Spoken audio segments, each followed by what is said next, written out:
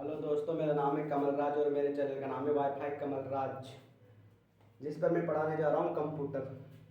Computer के बारे में मैंने पाठ्यक्रम के बारे में पिछली वीडियो में बता दिया था और अब मैं कंप्यूटर का अर्थ बताने जा रहा हूँ।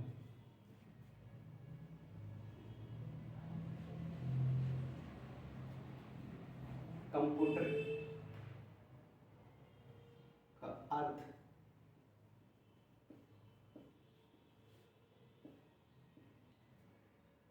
कंप्यूटर जो कंप्यूटर है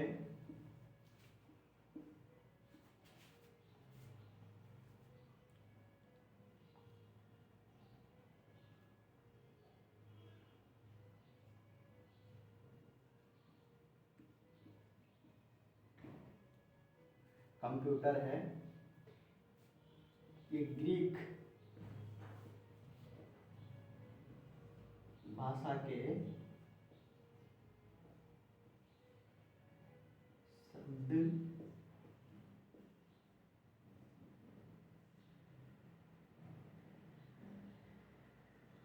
कंप्यूट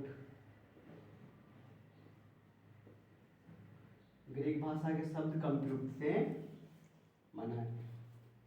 कंप्यूटर जो शब्द है वो कहाँ से बना है? कंप्यूटर जो शब्द है वो ग्रीक भाषा के शब्द कंप्यूट से बना है, जिसका अर्थ क्या होता है? गणना करना।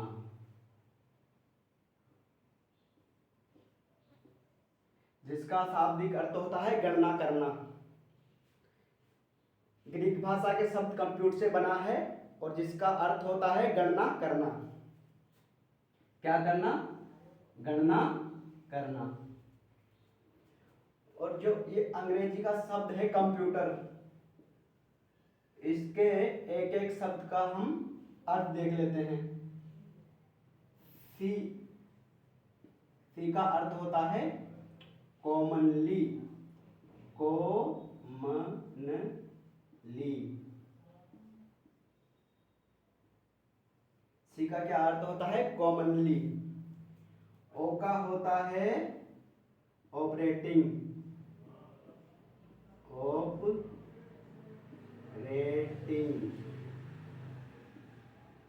ऑपरेटिंग। एम का अर्थ होता है मशीन,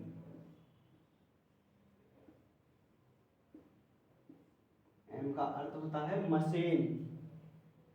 और पी का अर्थ होता है पर्टिक्यूली, पर्टिक्यूली।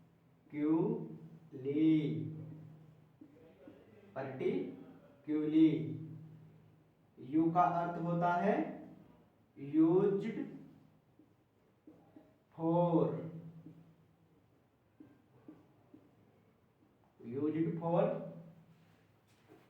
टी का अर्थ होता है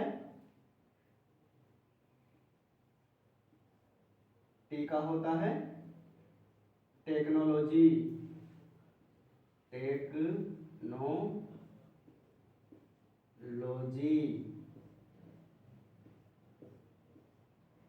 टेक्नोलॉजी। टी का अर्थ होता है टेक्नोलॉजी। ई का होता है एजुकेशन,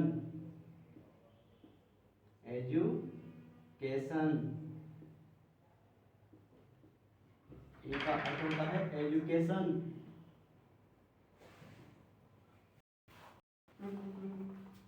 आर का अर्थ होता है रिसर्च,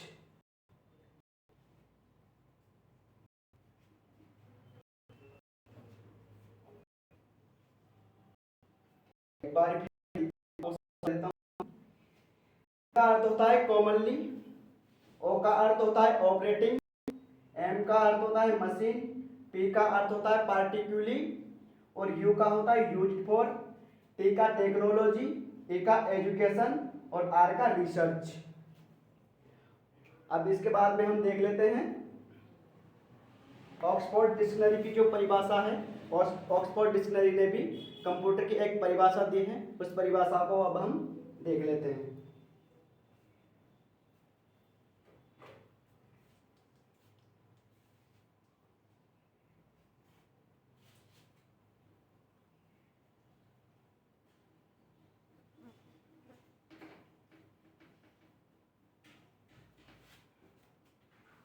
ऑक्सफोर्ड डिक्शनरी के अनुसार।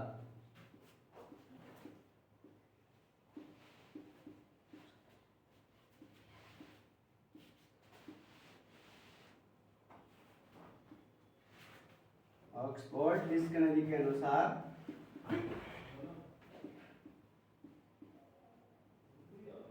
ऑक्सफोर्ड डिक्शनरी के अनुसार कंप्यूटर की परिभाषा क्या है?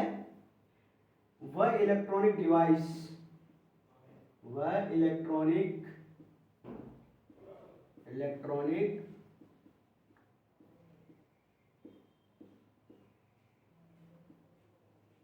डिवाइस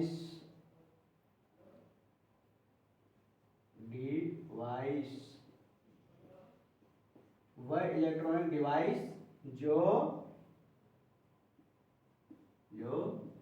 इनपुट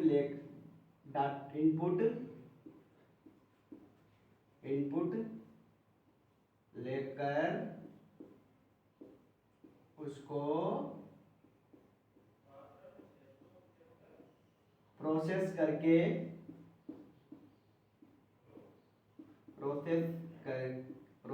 करके आउटपुट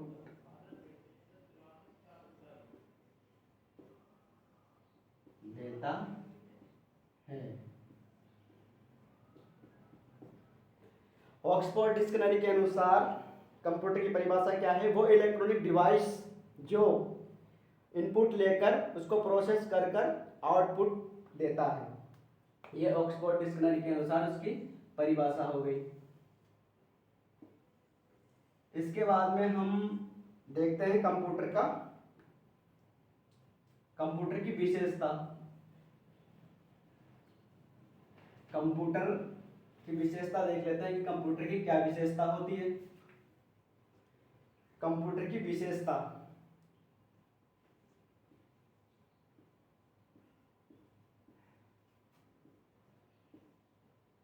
कंप्यूटर की विशेषता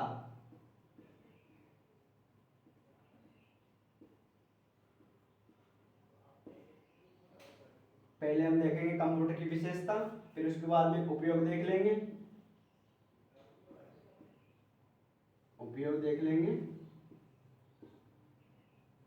और फिर उपयोग का प्रभाव देख लेंगे। प्रभाव के बाद में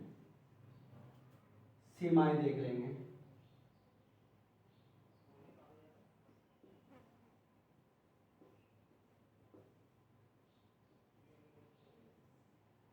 पहले क्या देखेंगे? कंप्यूटर की विशेषताएं देख लेंगे, फिर कंप्यूटर का उपयोग देख लेंगे, उपयोग का क्या प्रभाव पड़ा वो देख लेंगे, और कंप्यूटर की क्या सीमाएं हैं वो भी देखते हैं। विशेषता क्या है? पहली विशेषता है गति। कंप्यूटर की गति बहुत तेज होती है, यह गणना सेकंडों में करता है, सेकंडों में गणना करता है, और इसकी गणना को जो गणना करता है उसका जो मापते हैं वो हर्ट्ज या MIPS एक पद्धति होती है। MIPS करके कंप्यूटर के मापने की पद्धति होती है। गति हो गई, गति गणना बहुत तेज करता है, और इसकी मापने की जो इकाई होती है उसे क्या बोलते हैं? MIPS। दूसरी विशेषता है इसकी भंडारण।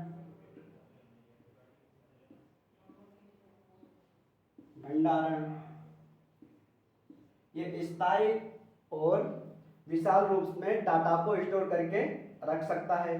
दूसरी विशेषता क्या है कंप्यूटर की?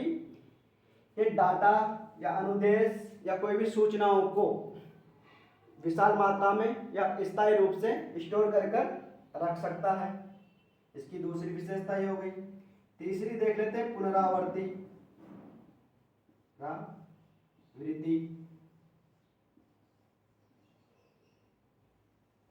तीसरी विशेषता है कंप्यूटर की पुनरावृत्ति। पुनरावृत्ति का अर्थ होता है कि भाई कंप्यूटर एक ही कार्य को कई बार कर सकता है और करने के दौरान कई बार करने के बाद भी उसकी गुणवत्ता में यानी कि कार्य की गुणवत्ता में कोई कमी नहीं आती है। यह होती है पुनरावृत्ति। दूसरा है गोपनीयता। इसके बाद में हम देख लेते हैं गोपनीयता।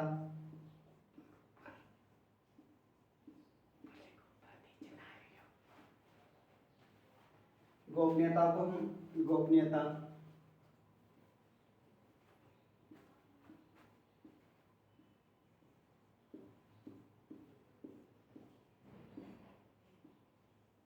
गोपनीयता का मतलब होता है कि इसी को वही व्यक्ति सिर्फ कंप्यूटर को पासवर्ड को खोल सकता है जिसको कंप्यूटर का पासवर्ड ज्ञात हो।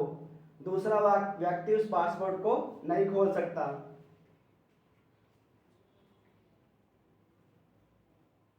विशेषता के बाद में इसका उपयोग देख लेते हैं। विशेषता हो गई कंप्यूटर का उपयोग।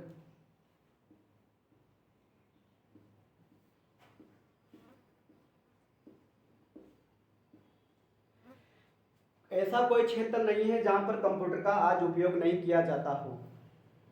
हर क्षेत्र में कंप्यूटर का उपयोग किया जा रहा है। शिक्षा के क्षेत्र में भी कंप्यूटर का उपयोग किया जा रहा है। चिकित्सा के क्षेत्र में चिकित्सा के क्षेत्र में तीसरा लिख देता हूं संचार और गणना करने में। उद्योग क्षेत्र में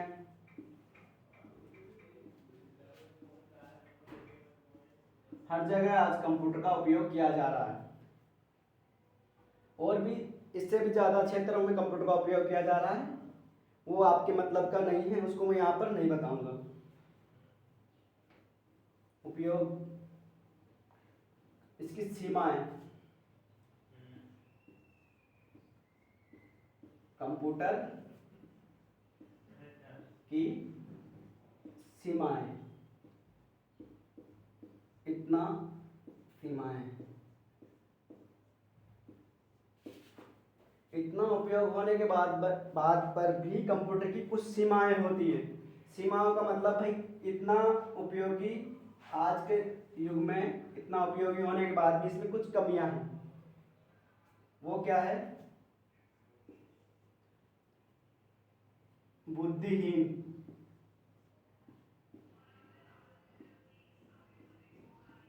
बुद्धिहीन होता है।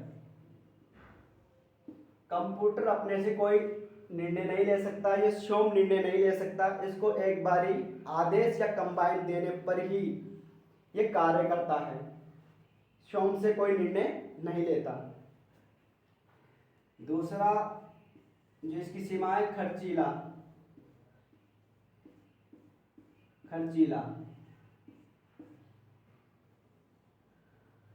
कंप्यूटर को खरीदना बहुत महंगा पड़ जाता है पहले तो, और खरीदने के बाद में उसके सॉफ्टवेयरों को बार बार बदला जाता है, उस पर अत्यधिक व्यय खर्च होता है, पैसों की अत्यधिक मात्रा खर्च होती है, खर्चीला ज़्यादा है। तीसरा साइबर अपराध।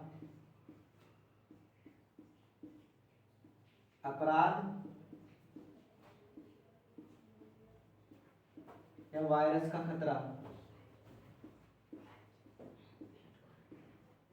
वायरस का खतरा।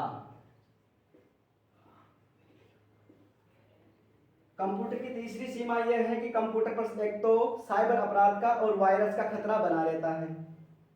ईमेलें भर भर कर आती है, आपके डाटा चोरी होने का खतरा बना रहता है। तीसरी सीमाएं हैं, चौथी सीमा है विद्युत पर निर्भरता। विद्युत पर निर्भरता।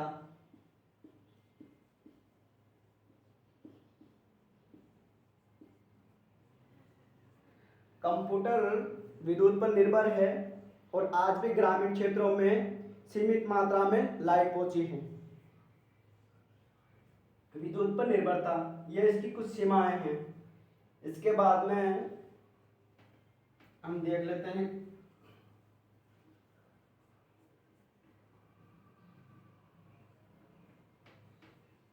कंप्यूटर का विकास कैसे हुआ।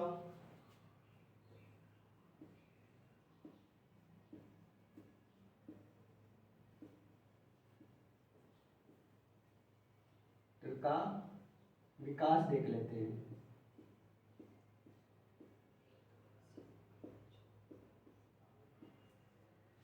कंप्यूटर के विकास में विकास क्रम देख लेते हैं। विकास क्रम में मैं आपको बताऊंगा अबेकस से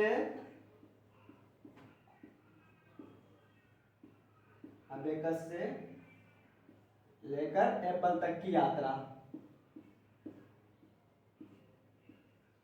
अबेकस से लेकर एप्पल तक की यात्रा कैसे अबेकस था, अबेकस से कंप्यूटर एप्पल तक कैसे बना, वो मैं आपको बताता हूं।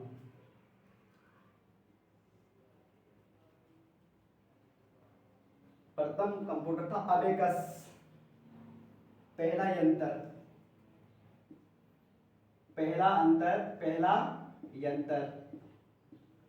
अबेकस पहला यंत्र था। ये कंप्यूटर के क्षेत्र में प्रथम प्रयास। ये प्रथम प्रयास कहाँ किया गया?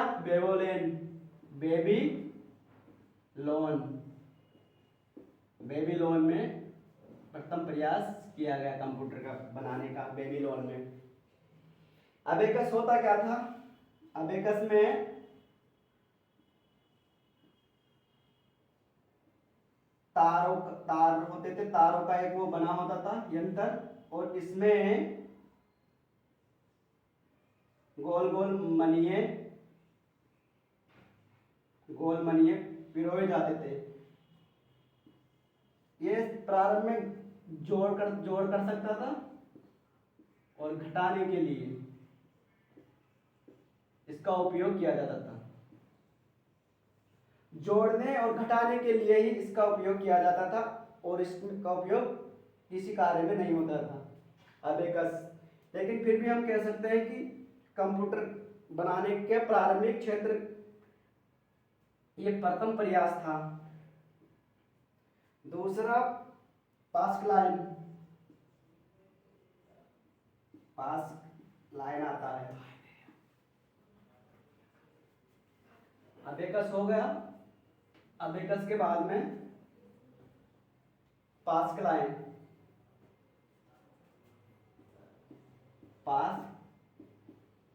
लाइन दूसरा कंप्यूटर पास्क लाइन का जो आविष्कार किया,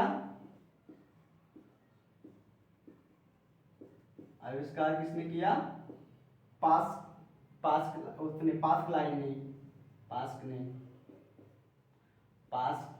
नामक एक वैज्ञानिक है, उसी ने इसका आविष्कार किया। इसका क्या कार्य था? जोड़ और ये भी घटा सकता था। जोड़ और घटाव करने के लिए इसका उपयोग किया जाता था, और एडिंग कर सकता था। ये एडिंग पास्क लाइन क्या कर सकता था? इसका कार्य होता था, क्या कार्य कर सकता था? जोड़ कर सकता था, घटा सकता था और एडिंग कर सकता था। ये इसका कार्य था। पास्क लाइन हो गया। पास्क लाइन के बाद में आता है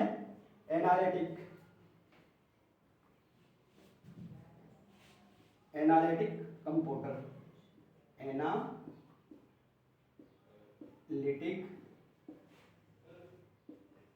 एनालिटिक मशीन, जिसे एनालिटिक मशीन।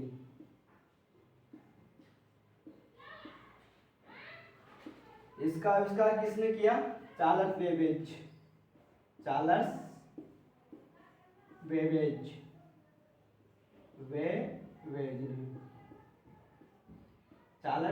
ने इसका आविष्कार किया। ये क्या होता था? ये भाप से चलती थी, भाप से चलने वाली मशीन थी ये। इसमें एक पंच कार्ड लगा होता था, पंच कार्ड,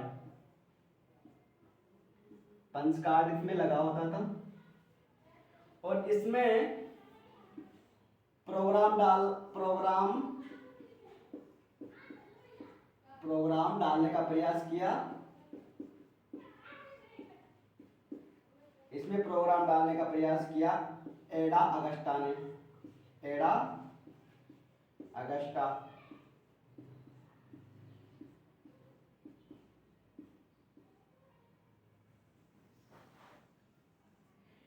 एनालिटिक मशीन जो भाप से चलती थी, इसका आविष्कार किया चार्ल्स बेबेज ने और इसमें पंच कार्ड लगा हुआ था। प्रथम बार इसमें प्रोग्राम डालने का प्रयास करते हैं एडा अगस्टा, एडा अगस्टा इसमें प्रोग्राम डालने का प्रयास करते हैं।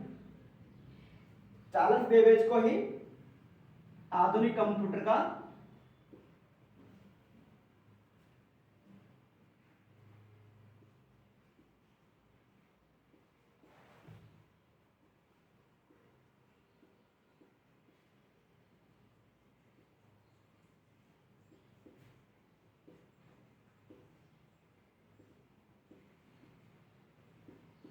चार्ल्स बेबेज को ही आधुनिक कंप्यूटर का क्या कहा जाता है? पिता कहा जाता है। आधुनिक कंप्यूटर का पिता किसे कहा जाता है? चार्ल्स बेबेज को। चार्ल्स बेबेज को आधुनिक कंप्यूटर का पिता कहा जाता है। पास्कल के बाद में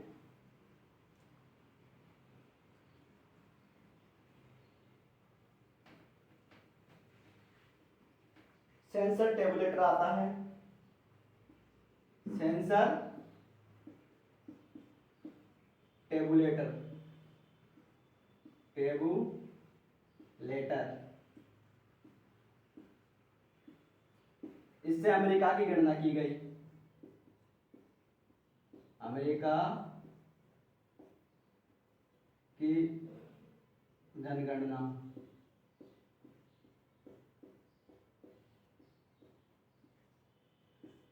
सेंसर टेबुलेटर से अमेरिका की गणना की गई। इसके बारे में इतना ही, ज्यादा नहीं। दूसरा आता है सेंसर टेबुलेटर के बाद में मारक,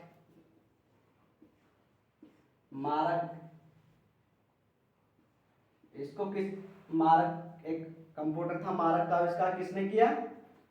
आईबीएम कंपनी ने इसको बनाया। मारक को किसने बनाया? आईबीएम कंपनी ने। मारक के बाद में आता है एनियाक।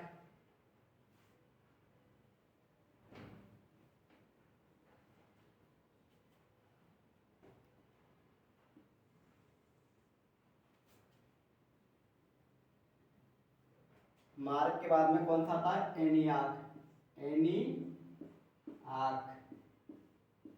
जिसकी फुल फॉर्म होती है इलेक्ट्रॉनिक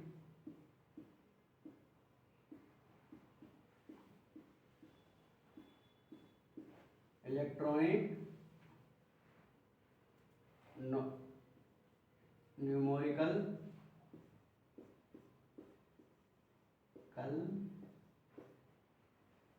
इंटीग्रेटेड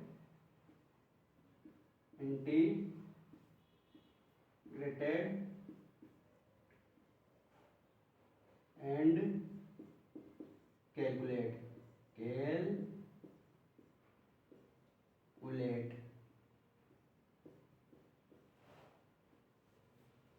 इसकी फुल फॉर्म क्या होती है? Electronic numerical integrated and calculate. ENIAC, ENIAC की प्रथम, इसे संसार का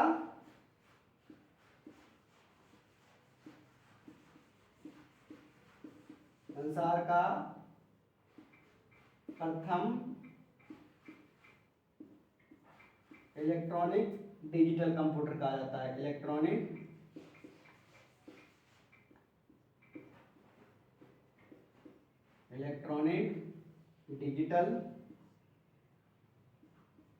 डिजिटल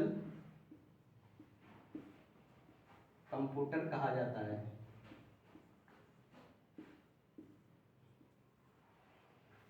कंप्यूटर कहा जाता है, यानी आपको डिजिटल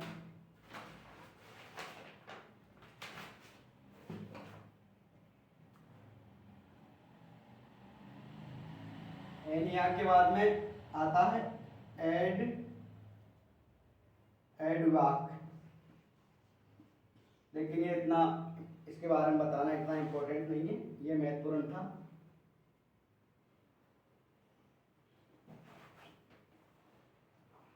एनिया के बाद में यूनियाक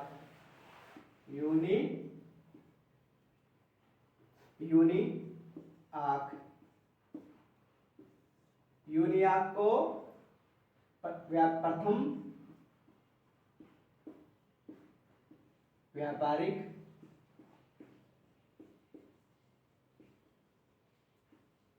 कंप्यूटर कहा जाता है।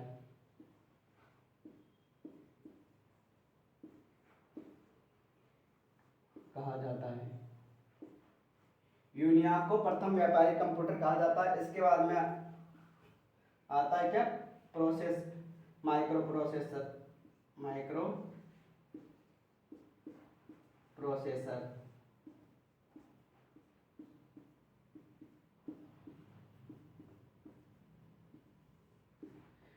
माइक्रो प्रोसेसर के आविष्कार ने कंप्यूटर के क्षेत्र में क्रांति ला दी। जब माइक्रो प्रोसेसर का आविष्कार हो गया तो कंप्यूटर के आकार में एवं क्षमता में वृद्धि होने लगी।